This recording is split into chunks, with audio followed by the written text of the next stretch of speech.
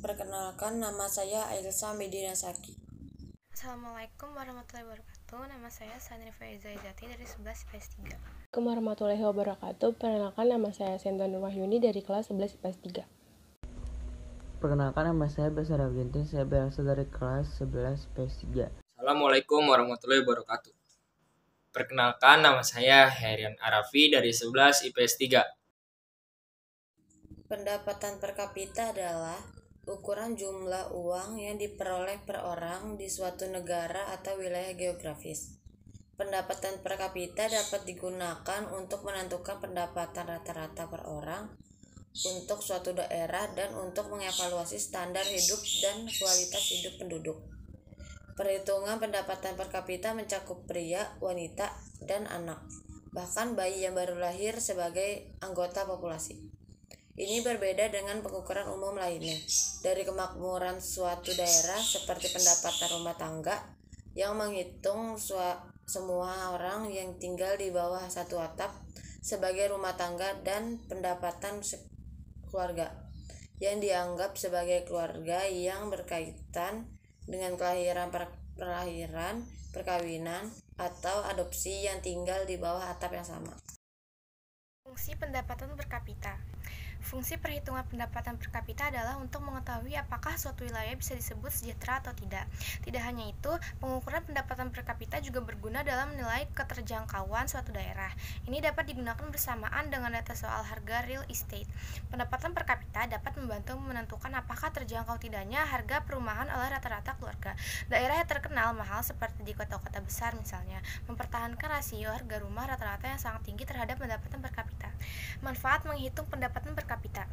Mengetahui tingkat kemakmuran suatu negara, mengukur tingkat inflasi yang sedang terjadi, mengetahui hasil rangkaian kegiatan ekonomi suatu negara selama 1 tahun. Sumber informasi dan alat analisis yang sangat penting karena menggambarkan situasi dan struktur ekonomi, singkat perkembangan, kekuatan, dan kelemahan ekonomi negara tersebut. Dasar pertimbangan bagi pemerintah dalam menyusun atau merumuskan kebijakan untuk mendorong laju pertumbuhan dan pembangunan ekonominya.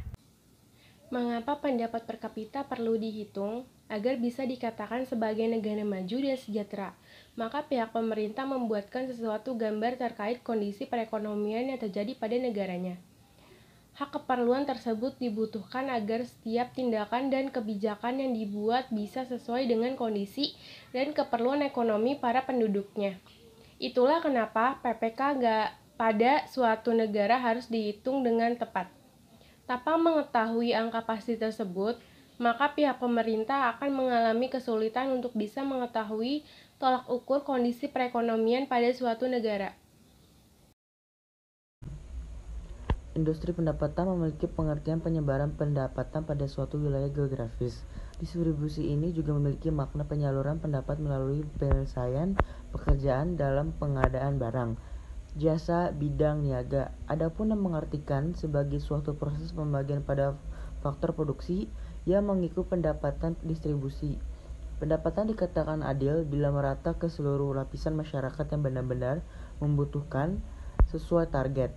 Hal ini dapat dikatakan efektif bila merata sehingga tidak terjadi ketimpangan apabila si miskin tidak mendapatkan fasilitas yang sama dengan lainnya.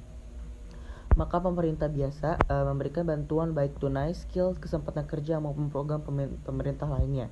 2. Tujuan distribusi. Meningkatkan taraf hidup masyarakat menjadi lebih baik. Masyarakat bisa membangun kesejahteraan umum, memberikan hak dan keadilan bagi setiap warga negara. Setiap orang dapat menikmati fasilitas yang sama dan setara, menghindari resiko kriminalitas, khususnya perampokan, penipuan maupun pencucian uang. Setiap orang mampu memenuhi kebutuhan yang sehingga tidak kejahatan bisa dihindari, menumbuhkan rasa solidaritas dan sosial yang tinggi antara lapisan masyarakat sebagai contoh berupa penyaluran zakat kepada yang membutuhkan. Terima kasih.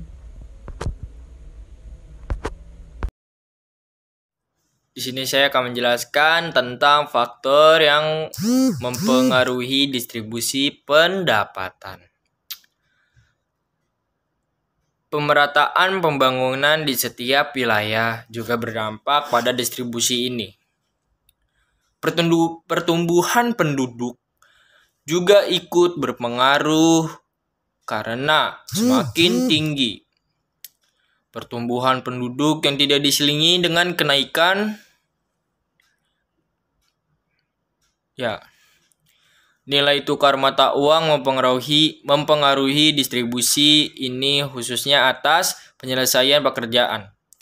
Investasi juga bagian dari pendapatan. Investasi yang terlalu banyak pada proyek padat modal akan menghambat pendistribusian pendapatan kepada pekerja.